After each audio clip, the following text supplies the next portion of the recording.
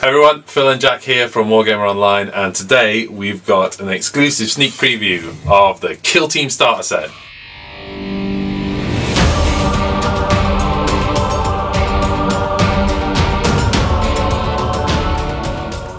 First off, huge thank you to the people at Games Workshop. Again, they've been incredibly generous in sending us this preview version, so thank you very much, GW, you're the best. Before we go too far though, what we've decided to do is to do this review in two parts. We're going to do a brief unboxing, so if you want to see what's in the box and get a good idea of our first impressions, then continue to watch. But if you want a more in-depth, closer look at some of the content, then click on the link below in the description. Thanks. Don't forget to like and subscribe. Well, before we go too far, Jack, Kill Team. Good thing? Good thing, bad thing? I think it's good. I'm quite excited for it. I think it's going to allow some interesting additions to things like campaigns, even just normal games. You know, it's always nice to have this quick game you can kind of get into, but also make it more in depth with some of the things they've added to it. Yeah. I mean, for me, I think it's twofold. It's getting back into 40k universe. It's been a while. Yeah. We play it, but we don't play it heavily. Yes. As particularly the last sort of 6 months have been about Age of Sigmar. But this has got me looking at the 40k universe and the lore again, and getting really excited about it. Yeah. And additionally, as a terrain fanatic, the terrain in this box is just insane. So, before we go any further, let's get into this box and see what's inside. Right, well, it's a good old hefty box. That's worth mentioning. This thing weighs an absolute ton. So let's get the lid off at both ends there. So as soon as the lid is off, Kill Team, which is nice. I'm guessing this is a piece of artwork. Yeah. Yes, it is. Gorgeous as well. Beautiful artwork. So we've got the Genestealer cult fighting the Admechs underneath this wonderful terrain that we know is a big feature of the box. Yeah. So, right, moving on. Okay, well, this explains the weight. This is a huge amount. There's a lot of plastic. What I'm going to do is quickly go through and we'll just count the sprues as they go out. So, you know, counting the half sprues there, that's 2, 3. Oh, I'm loving this terrain here. This is fantastic. It's really nice looking stuff. More church-like than factory-like, isn't it? They've definitely taken it that way, which I think is quite interesting. Because we've already got quite a lot of factory, you know, the Sector Imperialis. This is Sector Imperialis. That's Sector Imperialis. We've already got the Sector Mechanica, so I think it's going to add a nice dynamic and a new look to tables in 40k. Okay, well you can see this is a huge amount of this scenery, and I can see from below there I'm not even at all the scenery yet. Nope. So let's put those to one side and we'll continue. What we've got here is Genestealer cult. That's the Genestealer cult, yes. Again, we'll have a closer look at this. That looks to me, having built plenty of Genestealer cult, like the standard sprue. I think looking at the positions of the head, so this is a standard unit of neophytes from Genestealer cult. Okay, grey plastic, so if you want to just start playing out the box, grey versus red, that works. Right, Adaptus Mechanicus. Okay, Jack, you're the Admech guy. Yes, right. Is this new plastic? From what I can see, it's the old kit, but with a re-sprue shuffle. Or is it? No, I don't even think it's a re-sprue shuffle, no. Because Vanguard and Rangers come in the same box, so that is just a standard unit of 10 kit, I think. Okay, well, that's good. Still, for the value for money, incredible, gives you a unit. And, as I mentioned, yet more of this incredible terrain. We'll have a much closer look at this in the closer look video, but as you can see, the detail on this is insane, Jack. Yeah. Absolutely insane. Even the bullet holes and the cracks in the wall. It's just... I think it goes... Yeah, it goes without saying, best GW scenery yet. And goodness me, even more. And that looks like floor panels that are similarly sized to the Adaptus Mechanicus, if not exactly the same. Yeah. Okay. Crikey, well, what else have we got? A few Ziploc bags. Always good for tokens and stuff, which no doubt Kill Team's part of. We've got standard bases. Yeah, 25 mils. It'd have been nice to see, you know, the Sector Mechanicus bases or something like that. It's not the end of the world though, but, you know, again, I think we're asking a lot. That's for the Admech Sniper. Okay. 6d6s, 2d10. Yep. That if I remember rightly, is about random allocation, the 2d10s. I think it's to do with battle traits. Like, you know, the traits you can get from like winning games and stuff. You know, like Path to Glory and Age of Sigmar. Right, okay. So I think it's for that narrative play aspect of the game. Here we've got essentially universal tactic cards.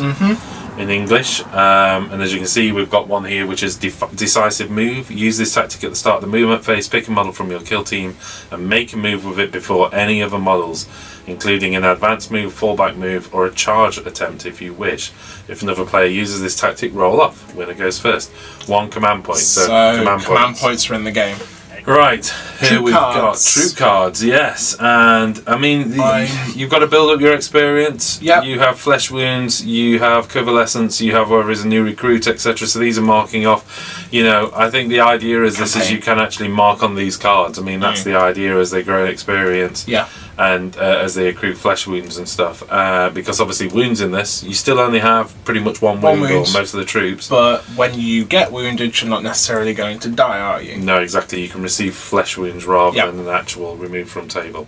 And of course, even when you're removed from table, as we know with these campaign mechanic games, you can still come back. You can still come back, and because there's nothing sadder than your boss being sniped on the first game.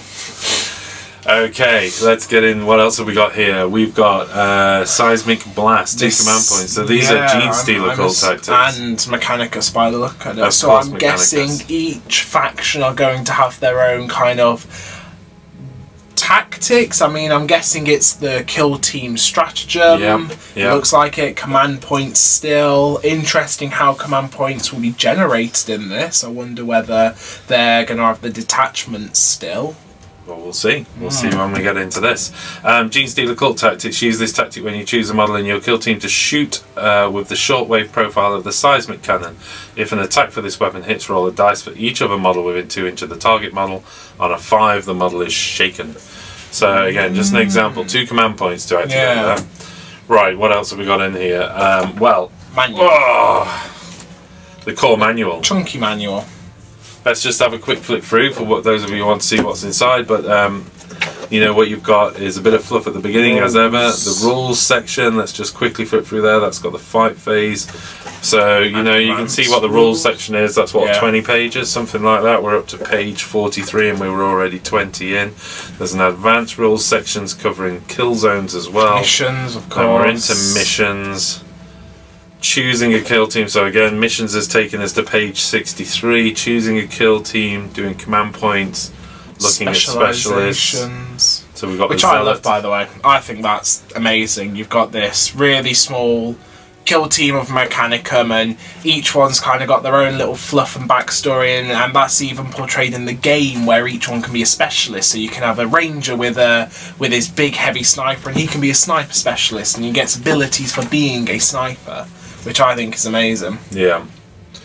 I think, as you can see, the vast majority of this book is actually giving you the rules for faction-specific kill teams, which is fantastic. You know, you're getting all of this. Yeah. You can pick up your existing collection. There's Necrons, for instance, and Heretic Astartes, and Thousand Suns. Most factions are covered. Yeah. That's great, Gene Stealer Cult. So, right, we'll move on from the book, but good old solid wedge of stuff in there. What else have we got here? We've got Kill Team Devoted Sons. So I'm assuming this is the mini decks for each of the factions. Let's get this open. Yeah, we have the Devoted Sons. We've got Gamazul 881. Skitarii Kill Team. Skitarii names, just numbers. A nice little begin here to get you going. I love how they've included these tokens, which will come to next, because it's a big part of the game, knowing whether something's moved, whether it's shot, whether it's you know, readied itself, etc. So those tokens are really going to help. And of course the instruction booklet, which we're going to be busy tonight, because we're going to get these painted tonight so we can actually do a game. So again, check the link out below. We'll be playing our first game. What we're going to do is pick on the first scenario. There's always a learn to play scenario. I mean, we're quite lucky, aren't we, because both of the armies in this are armies we do, me, Mechanicum, you, cults. So, and I think we've probably got everything painted up already, haven't we? So. We probably have, yes. Okay, right, back to this then. So, once we've got the 2 packs out of the way, let's just have a quick look for those of you who want that quick introduction. So of course there's an introduction. Story behind the team. I'm assuming so. So Faith and Fury. So this is a little background. Oh, this is a story. So it's a nice little story about obviously the wonderful Gene Stealer cult and Yul Kraus. I love this as well, that you guys all end up with names. Yeah. You definitely got to go with names. Yeah. I was thinking if I was Adaptus Mechanicus, I'd definitely have a ZZ9 plural Z Alpha in there. Oh, well, from what I've seen in the rulebook, when you were flicking through, there is name generation tables that you can roll on if you're doing a campaign. Even so better. Even because it's kind of hard to think of something from Mechanicus. I don't know, like Alpha 613. It's like you got to think of all your numbers. This book basically looks like a little bit of a colour guide, a little bit of a background story, but from what I can see, there's no rules in here as such. No. You know, we've just got a little bit of history as well. Well, yeah, because I think all the rules are going to be in the core rulebook, because they're not going to be special characters, are they? They're just going to be the same thing, but with backstory already written behind them. Okay. Next up, we have the all-important tokens. I mean, throughout the book, we have, I have to say, hold on. I have to say we've had a quick flip through the rule book, so we're aware of some of the stuff that's in there. And for instance, it says, tokens, use them if you have available. I strongly advise it, I think, for keeping track of. With the way movement and shooting, shooting really works now, it's very important you know who shot and who hasn't, so you don't do it by accident twice. Yeah, so you've got to activate each one. Yeah, because it's me, then you, then me, then you. So yes, it is. Yeah. That's for shooting, at least, as far as I gather. So it's...